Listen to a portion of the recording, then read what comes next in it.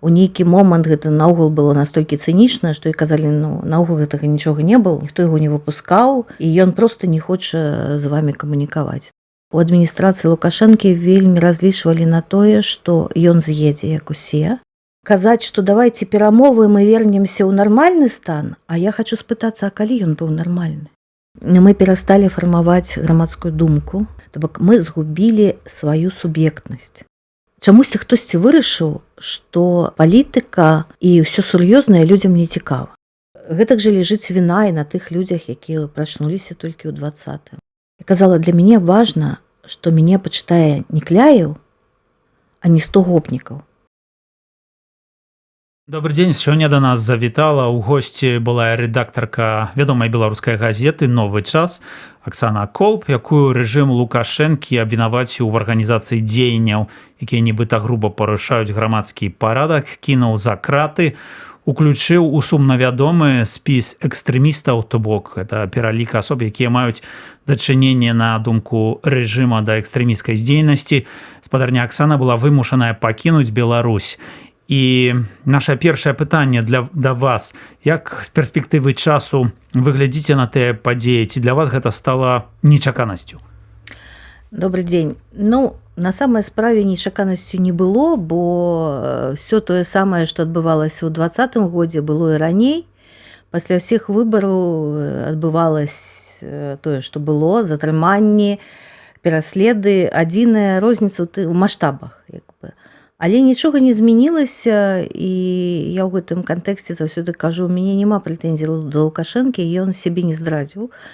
Ён, які быў, такі і застаўся, і для мяне незразумела, чаму людзі гэтага не бачылі раней. Ну, але вось у мяне было такое адчуванне тады ў 20-м годзе перад выбарамі, што ён такі зрабіўся, ну, такі дзедок, тады яму арбуза, ён там дзевачкамі акружаўся. То мне здавалася, што вось гэты такі гвалт, на які ён пайшоў, быў нейкім такім нечаканасцю, а для вас? Абсалютна не.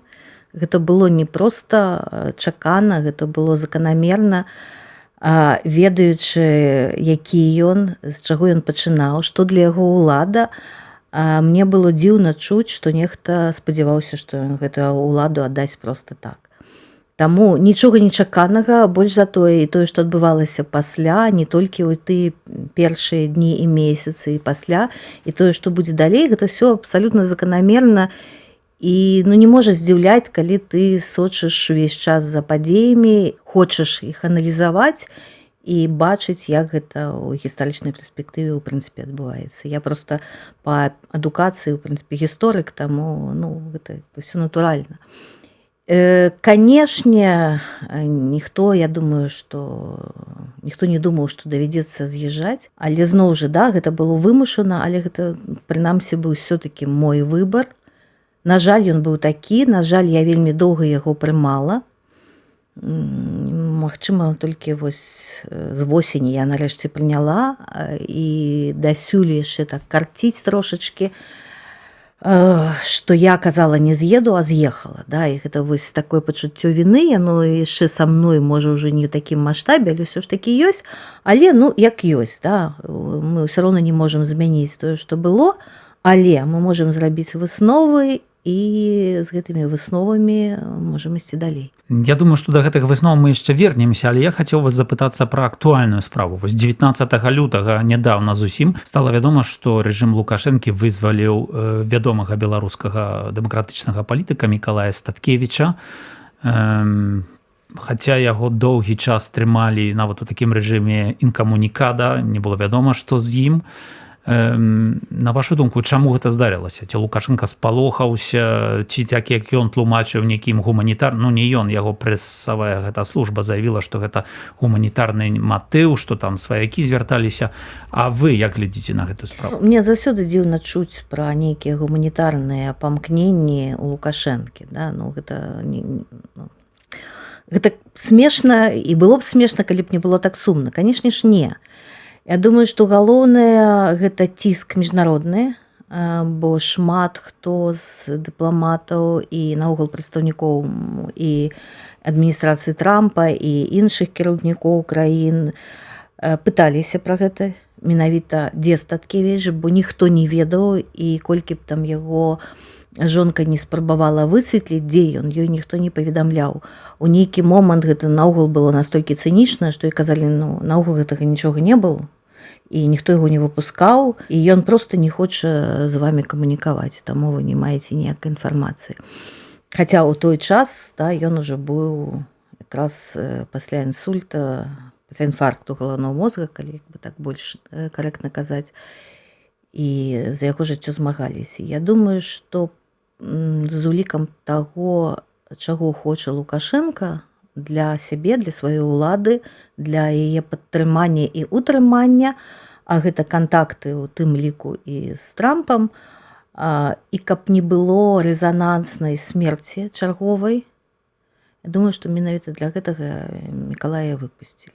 А вы ведаеце асабіста спадара Міколу Так, Статкевіча? мы з ім знаёмыя яшчэ з другой паловы 90-х гадоў. А чаму ён тады стаў такой пагрозай для рэжыма? Бо яго ж арыштавалі яшчэ перад выбарамі. Так, ён фактычна не ўдзельнічаў у гэтых пратэстах, ён быў тады ўжо ізаляваны і столькі пратрымалі. Ну, яго арыштоўвалі і раней. Гэта яго не проста не першы, а далёка не першы тэрмін. І апошні раз ён выйшаў за кратаў у 15-м годзе, у жніўні 15-го года, адсидзеўшы, дарэчы, якраз 5 гадоў, і таксама ён не пісаў ніякія прашэнні тады пра памілаванне, але яго фактычна выкінулі, бо Лукашенко тады таксама, да, спрабаваў паказаць, што ён хоча налажваць адносіны з Захадам, што яму гэта патрэбнае, хаця ўвесь час яму было патрэбнае толькі адно — утрыманне сваёй улады. Таму Мікалай для яго пагроза толькі таму, што ён не ўбудоўваецца ў сістэму, ён ніколі не будзе падпарадкоўвацца тым алгарытмам, і ён ніколі не будзе інструментам нейкай чужой, да, волі. Ну, ў прынцыпе, да, ён ніколі не будзе інструментам. Ён сам па сабе вельмі годны чалавек з сумленнем і з проста аграменным пачуццём годнасці, і яго сістэма не зламае. Ну, у такім выпадку чалавека можна толькі забіць, зламаць яго немагчыма, бо той нават не сталёвы, тытанавы стрыжань, які ў ім, яго нельга ніяк сагнуць, да? Толькі можна канчаткова зламаць разам з яго ўладальнікам. І таму гэта пагроза, гэта заўсёды пагроза для любых рэжымаў, такіх як наш, беларускі, гэта пагроза заўсёды. І нічога дзіўнага. І асабліва пасля таго, што зрабіў Мікалай, я думаю, што у адміністрацыі Лукашэнкі вельмі разлічвалі на тое, што ён з'едзе, як усе, яго пачнуць паліваць брудам, канешне ж, як усіх, і больш за тое, што ён будзе садзейнічаць раздраю ўнутры апазіцыйных колаў за межамі. А вы лічыце, што менавіта таму выпускаюць палітвязняў? Канешне. Мы бачым гэта. Проста тое, што адбываецца з выхадам кожнай новай партыі, дзякуй, што выходзяць розныя людзі, да, у тым ліку і тыя, хто вельмі добра разумее, што на самай справе адбываецца, і што трэба рабіць у дадзеных умовах. Я маю на ўвазе таго ж Мікалая Дзядка, Алеся Біляцкага, Ігора Лосіка, да, то бок гэта тыя людзі, нават Владзіміра Мацкевіча, гэта тыя людзі, якія разумеюць, што на самай справе варта рабіць. Але разлік адміністрацыі Лукашэнкі, я думаю, што ў першую чаргу менавіта Эйсманд, гэта яе, як мне падаецца, гэта вельмі на яе падобна, менавіта на тое, што вось гэты раздрай, ён проста трохі зменіць фокус. І калі вось проста прасачыць за ўсімі гэтымі падзеямі, мы можам бачыць, што звычайна такое адбываецца менавіта ў той момант, калі аўтарытэт Святланы Ціханаўскай пачынае падвышацца, калі яна больш сустракаецца з кімсьці, да, з уплывовых палітыкаў, кіраўнікоў краін. Менавіта ў той момант адбываецца нешта, што мае за мэту якраз гэты ўплыў неяк знівеляваць. Да шчасця, гэта не вельмі ў іх атрымліваецца. І спадзяюся, што не атрымаецца. Ну, Ну, але мы бачым, што ёсць такая дыскусія і даволі гарячая. Так вось была пасля вызвалення і нядаўна была дыскусія з удзелам Марыі Калеснікавай, якая казала пра тое, што заклікала да перамоваў, казала пра важнасць гэтага, яе моцна скрытыкавалі. Некаторая частка людзей была гарячая дыскусія ў сацыяльных сетках. Вось, тут складанае пытанне, на вашу думку, ведаючы, што ў Беларусі тысячы людзей застаюцца ў вязніцах па палітычных матывах. Як ставіцца да гэтага пытання? Перамовы гэта патрэбна ці, наадварот, патрэбны санкцыі, ізаляцыя рэжыму, як кажуць некаторыя? У мяне стаўленне адназначнае і, па-першае, пачнем з таго, што Марыя Калеснікава, яна, канешне, у свой час шмат для каго была лідарам і нейкай такой іконай, але, прабачце, яна не палітык. І тое, што зараз яе спрабуюць падняць да ўзроўню палітыка, як мінімум дзіўна. Таму разважаць пра такія важныя, аналітычныя і лёсавырашальныя для краіны рэчы, можа звычайны чалавек. Ніхто не можа нам сказаць, пра тое не кажы ці пра гэта не кажы. Але трэба заўсёды думаць, як гэта адаб'ецца ў прынцыпе, у тым ліку і на лёсе краіны. Таму казаць, што давайце перамовы, мы вернемся ў нармальны стан, а я хачу спытацца, а калі ён быў нармальны? У якім годзе гэты стан быў нармальны? Вось пачынаючы з 94-го, калі ён быў нармальны? Нармальнага не было ніколі. Тое, што хтосьці ці гэтага не хацеў заўважаць, ці сапраўды не заўважаў, у каго былі заплюшчаныя вочкі, вушкі і ўсё астатняе, і каму добра жылося, гэта не значыць, што быў гэты стан нармальнасці. Але, можа, яны памятаюць вось гэтыя 2015-20 гады, І калі што? было такое, А 17-й яны памятаюць ці не? Што адбывалася ў 17-м на праспекце? І ў тым жа 15-м гэтак жа сажалі людзей на суткі. Нічога нармальнага за гэтыя гады не было. Ні дня не было нармальнага. Калі можна яшчэ умоўна назваць нармальнасцю, можа, той перыяд, калі Лукашенко толькі стаў прэзідэнтам, і, можа, да таго моманту, як з'явіліся белыя плямы ў газетах. Памятаеце, так? Так. Я думаю, што Александру Федуці дагэтуль за гэта сорамна, за тыя белыя плямы, але гэта было. І, вось гэты перыяд, але я таксама не назову яго перыядам нармальнасці, гэта быў перыяд нейкіх надзеяў у пэўнай часткі насельніцтва. У мяне, напрыклад, з забраннем Лукашэнкі гэтых надзеяў, на жаль, не стала. Але у тыя гады, вось гэтыя 15-20, я памятаю, нават выпадкі былі людзі, якія з Варшавы вярталіся ў Беларусь. Было некае такое, таксама нейкія такія надзеі. Гэта якраз з-за таго, што людзі не вучаць гісторыю. На што надзеі? На тое, што рэжым, для якога важна толькі ўласная ўлада, раптам захоча, каб людзям жылося добра, ці што? Гэта ж, калі паглядзець гістарычна на ўсе такія рэжымы, гэтыя перыяды ёсць ва ўсіх. Гэты перыяд, ён з'яўляецца чаму? Таму што рэжым губляе грошы. У нейкі момант яму трэба грошы, каб зноў жа пратрымацца. Гэтыя грошы можна атрымаць толькі, трохі зрабіць такую лібералізацыю лёгенькую. Што і было зроблена, менавіта для таго, каб пайшлі грошы, каб прадпрымальнікі раптам вырашылі, што ўсё класна, можна ж і тут працаваць. Я памятаю, мы ў гэты час размаўлялі з Віктарам Пракапенем, які расказваў, як жа гэта ўсё ж такі добра, што вось, і з'явіўся гэты магчымасці парка высокіх тэхналогій, і што і так вось даюць развівацца. Я тады проста ў голас смяялася, я кажу, вось як зараз далі, так наступным днём і гэта забяруць. Гэта ні пра што ўвогуле не кажа, гэта кажа толькі пра тое, што рэжымам патрэбныя грошы. І, дарэчы, зноў жа заканамерны этап у гэтым усім. Пасля такіх перыядаў сапраўды ствараецца такая супольнасць людзей, якія раптам адчуваюць, мы ж маем нейкую моц, мы ж можам нешта змяніць. І звычайна вось так і робяцца такія рэвалюцыі, я яе называю рэвалюцыяй развіцця, калі тыя людзі, якія убачылі магчымасці, пачалі нешта сваё развіваць, у нейкі момант упёрліся ў столь, і гэта столь была ўлада Лукашэнкі. Яны вырашылі, мы ж можам усё змяніць. Ну, але, на жаль, не, гэта так не працуе. Ну, але вось гэты стан, які цяпер ёсць у Беларусі, гэта рэпрэсіі, пастаянны ціск, это ўжо які 6-й год цягнецца. Ну, як доўга гэта можа быць? Ці гэта ўжо будзе да канца Лукашэнкі? Гэта будзе да канца Лукашэнкі. І калі мы паглядзім на дынаміку, то значна больш людзей трапляюць за краты, чым выходзіць.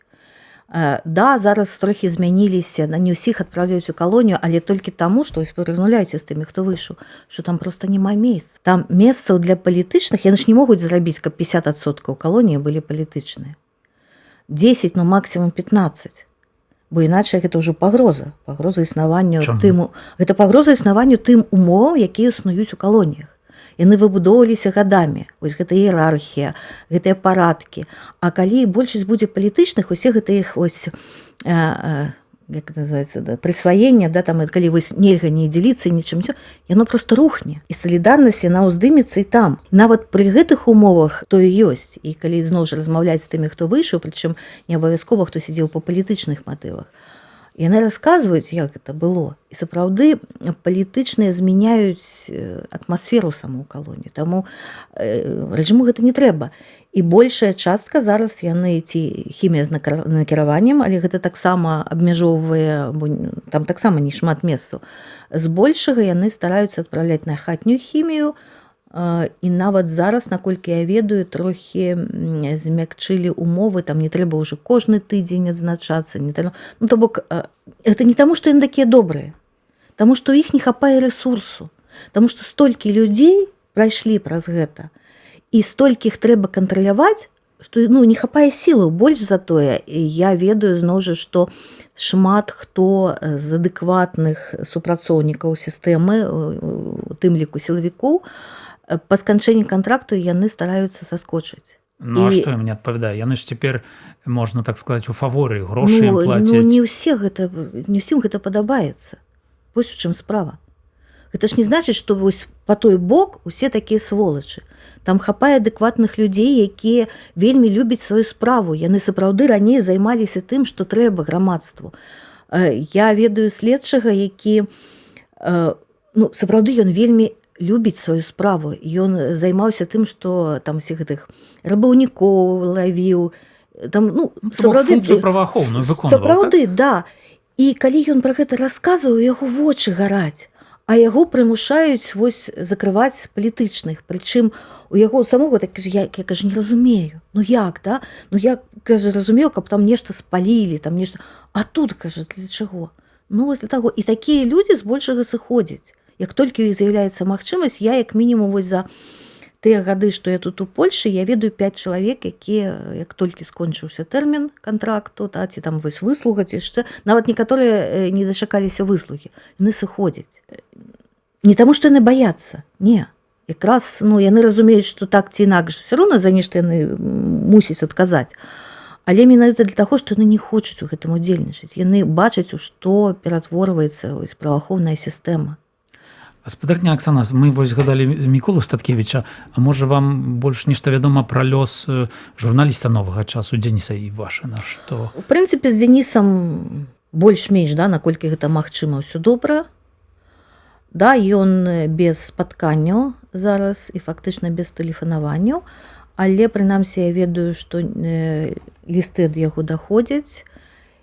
І, ну, ён ведае, за што ён там, за праўду, ведае, які гэта рэжым. Ён ведаў, што гэта можа ператварыцца. Яшчэ да таго, як пачалося, ён яшчэ ў 19 годзе рабіў даследаванне і паказваў, мы рабілі гэта даследаванне, здымкі з падарожнікаў, дзе бачна было, як уздоўж беларускай мяжы сцягваюцца расійскія войскі і наогул, да, што Расія рыхтуецца да чагосьці.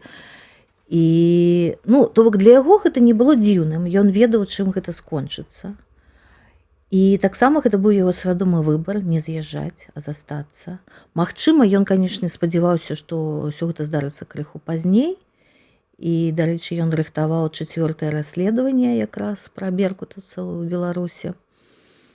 Ну, але не паспеў. Ён казаў, што да, там проста ён шмат чаго знайшоў цікавага, і вось гэта расследаванне Значит, што будзе. рэжым Лукашэнкі выкарыстоўваў былых украінскіх гэтых амапаўцаў, так?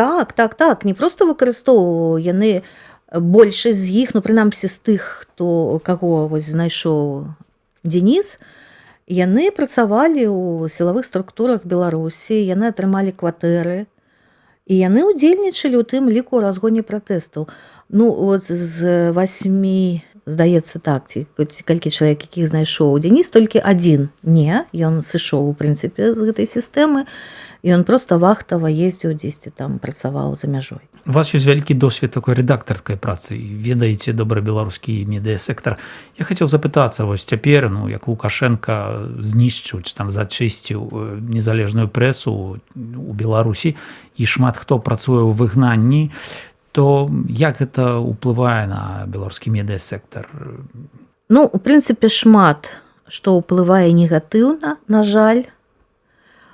У першую чаргу, зноў жа, да, гэта выключна маё меркаванне, я лічу, што агулам роля медыа змянілася за гэты час і змянілася не ў лепшы бок.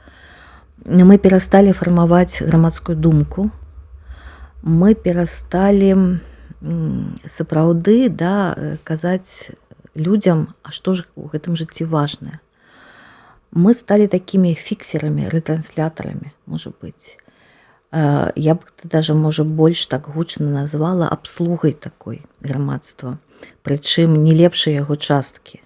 І гэта вельмі засмучае. І, ну, проста якасці прыклада, да, такой абслугі магу сказаць, што, ну, вось, напрыклад, пару гадоў таму было, калі Цыпкала паскардзіўся, што пра яго ніхто не піша. І замест таго, каб, у прынцыпе, забыцца на гэта прозвішча, шмат хто з журналістаў пачаў браць у яго нейкія каментары. То бок мы згубілі сваю суб'ектнасць. І гэта вельмі прыкра.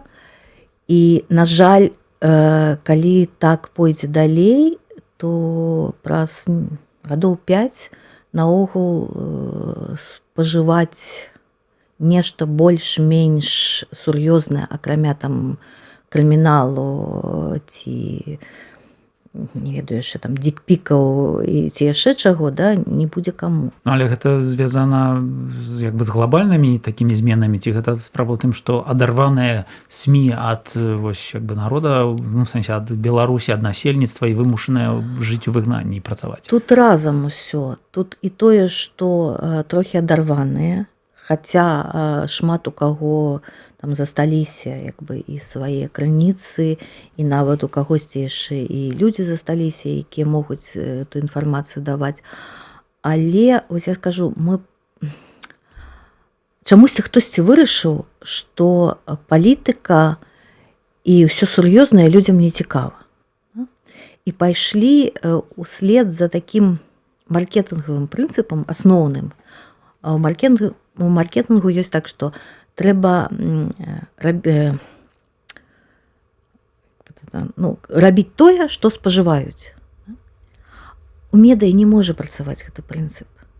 Бо калі па ім ісці, то праз нейкі час нічога не будзе спажываць, акрамя, прабачце, фігню всякай. Да? Але я, напрыклад, нават чуў, памятаю, з Бажа была інфармацыя такая, што вось людзі ў Беларусі, яны ад гэтага палітычнага контенту імкнуцца адмовіцца, што вось з аднаго боку рэжым цісне за падпіскі, пераследуюць, а з іншага боку гэта вось такі негатыў, і людзі хочуць ад гэтага абстрагавацца. Але лічбы кажуць зваротнае.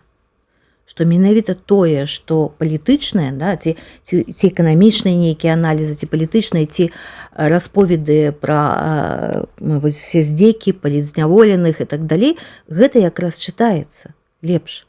Прабачце, весёлыя карцінкі можна паглядзець дзесьці ў іншых медыа. Для гэтага не абавязкова выкарыстоўваць рэсурс, абмежаваны рэсурс незалежных медыа. Бок вы лічыце, што трэба пра палітычнае важнае пытанне казаць? Абавязкова. І я лічу, што гэта павінна быць ледзь не асноўным кантэнтам, і палітычнае, і эканамічнае, і сацыяльнае. То бок все сур'ёзныя рэчы, яны павінны гучаць. Бо лёгка, я яшчэ раз скажу, да, людзі знойдуць дзе паглядзець. І праблема ў тым, што чамусьці усе зараз пайшлі за трафікам. Прабачце, не трафік вырашае ўплывовасць. уплывовасць, ну, з такіх, да, ўжо каб тое, што можна памацаць, гэта індэкс цытавання медыа. Гэта паказвае, наколькі сапраўды важна тое, што яны робяць. Ну і плюс, наколькі гэтаму рэсурсу давяраюць. Вось гэта галоўнае. А колькі чалавек паглядзела, да, ці, ну я, дарэчы, гэта спрэчка мая, не ведаю ўжо колькі гадоў, яшчэ з тых часоў, калі я была галоўным рэдактарам, і калі мне хтосьці казаў, ай, ну, типа, а колькі вас там чытае? Я казала, для мяне важна, што мяне пачытае не Кляеў, а не 100 гопнікаў. Бо Некляеў гэта чалавек, які мае аўтарытэт, які мае давер. І тое, што ён будзе пасля ретрансліраваць, яно больш вартае таго, што, ну не ведаю, прачытае там пра нейкі сексуальны скандал гопнік, да, і пасля раскажа, што ён там чытаў у новым часе пра сексуальны скандал. Як гэта паўплывае на грамадства? Я яшчэ раз кажу, да, мы згубілі сваю суб'ектнасць, мы перасталі фармаваць грамадскую думку, мы сапраўды перастаем быць гэтай чацвёртай уладай. Гэта не проста словы, гэта сапраўды так, бо менавіта медыа яны ў стане супрадзейнічаць, па-першае, дзяржаўнай ідэалогіяй, а па-другое, фармаваць вось гэта грамадства, спрабаваць данесці тыя прынцыпы, якія сапраўды маюць значэнне.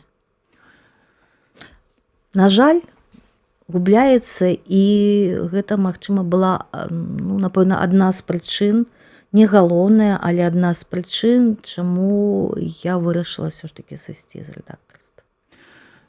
Спадарня Аксана, ну вы цяпер у эміграцыі, як тысячы іншых беларусаў. Я хацеў запытацца ваша стаўленне, бо калі гістарычна паглядзець, скажам, нашы суседзі, народы цэнтральнай Еўропы, тыя самыя палякі, яны мелі ў гісторыі перыяды такога эміграцыі, выгнання, і потым здаралася так ужо пазней, праз некаторы час, што менавіта эмігранты станавіліся тымі, хто падтрымліваў, напрыклад, мару пра незалежнасць, але тымі, хто змагаўся. То вось, ну цяпер беларусы сутыкнуліся з такім перыядам, з такім выклікам міграцыі, выгнання. Як вы лічыце, ці гэта пойдзе народу на карысць? Ну увогуле, як вось нам глядзець на гэты выклік? Ну, я наогул лічу, што ўсё ідзе на карысць, ўсё нам даецца для чагосьці. Ўсё, што адбываецца ў нашым жыцці, гэта наша цана за нешта, за годнае жыццё, ці яшчэ за што, так як і іншыя народы, тыя ж палякі, яны заплацілі за сваё годнае жыццё, заплацілі шмат і крывёю, і лёсамі, і таму, ну, зараз, да, яны могуць вось гэта, як бы, адчуць на сабе. Калі мы заплацім, мы таксама будзем годна жыць. На жаль, такі кошт. Я не лічу сябе невінаватай, я таксама лічу, што і мая віна ў гэтым ёсць, бо ну штосьці я не змагла данесці да людзей. Так? Калі людзі, шмат, якія людзі прачнуліся толькі ў 20-м, значыць, я нешта не так рабіла, замала рабіла, магчыма. Гэтак жа лежыць віна і на тых людзях, якія прачнуліся толькі ў 20-м, што яны ў той час спрабавалі жыць, нічога не бачыць, а зараз яны за гэта расплачваюцца.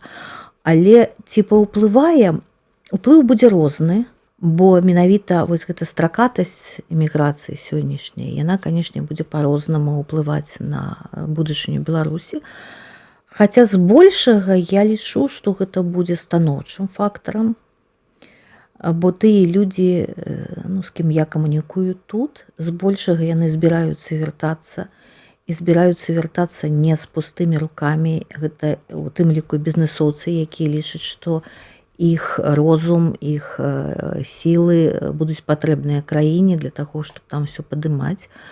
Яны набіраюцца досведу зараз тут. Досвед сапраўды унікальны. Можна правесці безліч семінараў, трэнінгаў і нават там нейкіх экскурсій, дзе будуць людзі дзеліцца досведам, але зусім іншае ўбачыць гэта, памацаць трошачкі. І я думаю, што гэты досвед ён абавязкова вернецца ў Беларусь, і разам з тымі магчымасцямі, якія, я упэўненая, будуць менавіта дзякуючы Святлане Ціхановскай, магчымасці ў сэнсе, да, атрымаць нейкія стартавыя грошы, інвестыцыі. І я думаю, што гэта дасць магчымасць Беларусі вельмі хутка не проста аднавіцца, а менавіта скакнуць, ну так, на некалькі дзесяцігоддзяў наперад. Таму тыя, хто не вернецца, ну гэта іх выбары, і гэта таксама нармальна. Да? Чалавек, ну, у кожнага свае прычыны, свае мэты. Чаму не? Значная частка, я думаю, што скарысталася нагодай і выехала. Магчыма, заўсёды марыла не жыць у Беларусі.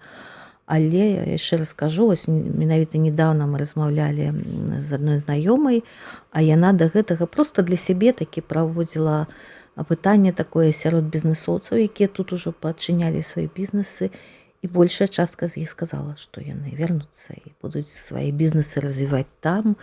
І ну, шмат хто проста, якія з людзей, якія не маюць дачынення да бізнесу ці яшчэ чаго, моладзь, зноў жа не вся, канешне ж, да? Я кажу пра тых, хто палітычна адукаваны, хто усведамляе, што адбываецца і для чаго гэта адбываецца. Вось мне кажуць, што вось мы тут, каб паглядзець, а што ж тут лепшае, і пасля ўзяць гэта з сабой і зрабіць таксама вось у Беларусі. Як па мне, так найлепшае, што дакладна трэба ўзяць з Польшы, гэта блік. Гэта проста вось, ну, тое, што для нашай фінансавай сістэмы будзе незаменным. Ну і шмат яшчэ якіх рэчаў, у тым ліку і стаўленне да розных катэгорый насельніцтва і сацыяльная падтрымка на розных узроўнях. То бок ёсць чаму павучыцца, і гэта вельмі добра, што мы можам гэта на сабе зараз бачыць. Каб пасля, ну, адзінае, канешне, да, каб было там каму чуць гэта. Ну, будзем спадзявацца, што нас чуюць і пачуюць вашыя словы пра тое, што гэты досвед і гэты выклік варта выкарыстаць, каб чамусьці навучыцца і стаць мацнейшым, больш адукаваным, падрыхтаваным да вяртання. А я нагадаю, што у нас в гасцях была рэдактар газеты «Новы час» з Беларусі Аксана Колп. Дзякуй вялікі. Дзякуй вам.